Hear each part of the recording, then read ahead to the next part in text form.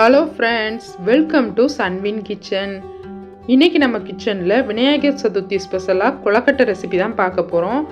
எந்த ஒரு அச்சுமே இல்லாமல் நம்மளாக சிம்பிளான மெத்தடில் எப்படி கொழுக்கட்டை செய்யலாம் அப்படின்றத வாங்க இந்த வீடியோவில் போய் பார்க்கலாம்.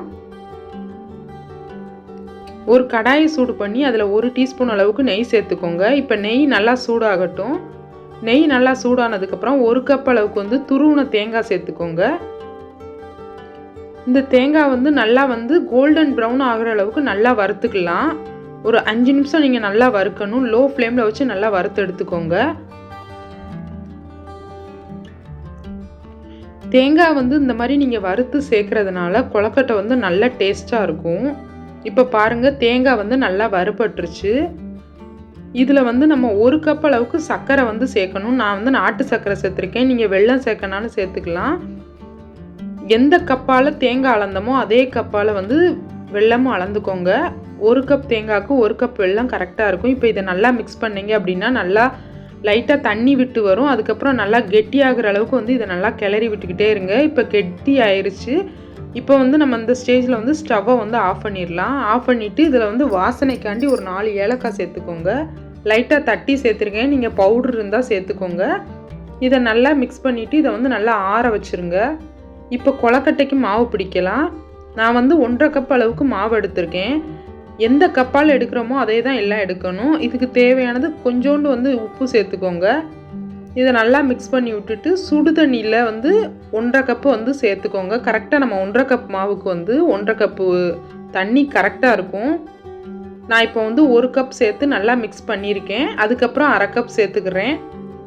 கரெக்டாக இருந்துச்சு இந்த அளவு. நீங்கள் கரெக்டாக 1.5 கப் அளவுக்கு சூடு பண்ணிவிட்டு கொஞ்சம் கொஞ்சமாக சேர்த்து கூட நீங்கள் பிசைஞ்சிக்கலாம். இதை நல்லா மிக்ஸ் பண்ணிக்கோங்க. சுடும், அதனால் நான் ஸ்பூன் வச்சு நல்லா மிக்ஸ் பண்ணியிருக்கேன். இப்போ கொஞ்சம் ஆறுனதுக்கப்புறம் நம்ம இதை கையால் நல்லா அழுத்தி பிசைஞ்சிக்கலாம். இப்போ அதில் 1 டீஸ்பூன் அளவுக்கு நெய் சேர்த்துக்கோங்க. நல்லா இதை அழுத்தி பிசைஞ்சிருங்க. எல்லாமே நல்லா ஒன்று சேர்ந்து வர்ற அளவுக்கு நல்லா பிசைஞ்சிக்கோங்க. நான் சூடு ஆறுனதுக்கப்புறம் இந்த மாதிரி பிசைஞ்சிக்கோங்க.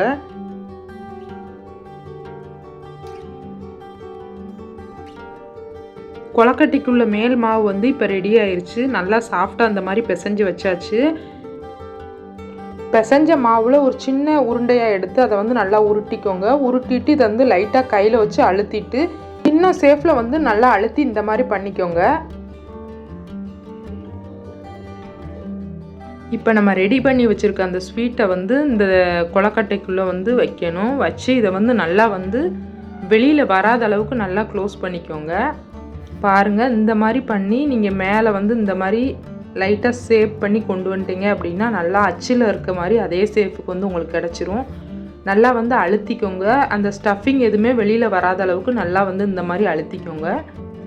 இப்போ பாருங்கள், நமக்கு இந்த சேஃப் நல்லா கிடச்சிருக்கு. இதே மாதிரி நீங்கள் எல்லா உருண்டையும் இதே மாதிரி ரெடி பண்ணி வச்சுக்கோங்க. நான் எல்லா இதையுமே இந்த மாதிரி ரெடி பண்ணி வச்சுருக்கேன். ரொம்ப சிம்பிளான மெத்தட் தான். இப்போ ஒரு இட்லி பானையில் தண்ணி ஊற்றி நல்லா சூடானதுக்கப்புறம் அதில் இட்லி தட்டு வச்சு ஒரு துணி போட்டுக்கோங்க.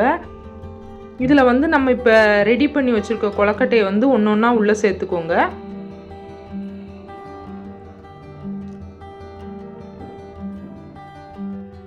எல்லா கொழுக்கட்டையும் உள்ளே வச்சாச்சு. இதை நம்ம மூடி போட்டு ஒரு 15 நிமிஷம் நல்லா வேக விட்டுடலாம். இப்போ 15 நிமிஷம் ஆயிடுச்சு. கொழுக்கட்டை வெந்துருச்சான்னு பார்ப்போம். பாருங்கள், கொழுக்கட்டை ரொம்ப நல்லா வெந்து ரெடி ஆயிடுச்சு. எந்த ஒரு அச்சுமே இல்லாமல் சிம்பிளான முறையில் சாஃப்டான கொழுக்கட்டை ரெடி ஆயிடுச்சு. கண்டிப்பாக இதே மெத்தடில் நீங்களும் செஞ்சு பாருங்கள். ரொம்ப டேஸ்ட்டாக இருந்துச்சு கொழுக்கட்டை. இந்த வீடியோ உங்களுக்கு பிடிச்சிருந்துச்சுன்னா மறக்காமல் இந்த வீடியோக்கு ஒரு லைக் பண்ணிடுங்க. என்னோடய சேனல் சப்ஸ்கிரைப் பண்ணிக்கோங்க. தேங்க்யூ.